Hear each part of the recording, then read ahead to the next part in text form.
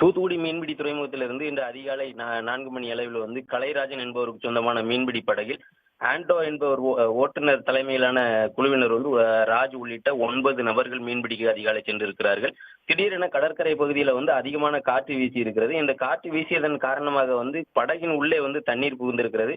உடனடியாக சுதாரித்துக் கொண்ட ஓட்டுநர் ஆண்டோ படகை வந்து கரையை நோக்கி வேகமாக செலுத்தி இருக்கிறார்.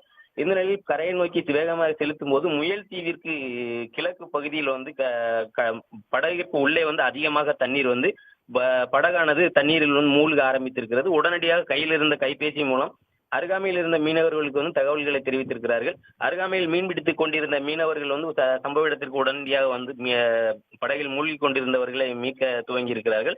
இதனையடுத்து தகவல் அறிந்து கரையில் இருந்து பைபர் படகிலும் வந்து 10க்கும் மேற்பட்டோர் சென்று உடனடியாக அங்கிருந்து 9 பேரையும் வந்து மீட்டிருக்கிறார்கள்.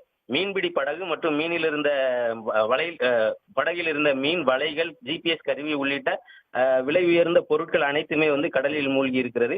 கடலில் மூழ்கி இருந்த பொருட்களை வந்து மீட்க முடியவில்லை. 9 மீனவர்களை மட்டும் பத்திரமாக மீட்டிருக்கிறார்கள். தற்போது வந்து படகை மீட்கக்கூடிய பணியிலும் வந்து மீனவர்கள் வந்து ஈடுபட்டு வருகிறார்கள். இதன் மதிப்பு வந்து சுமார் 60 முதல் 70 லட்சம் ரூபாய் வந்து நஷ்டம் ஏற்பட்டிருக்கும் என வந்து மீனவர்கள் தற்போது வந்து கூறி வருகிறார்கள்.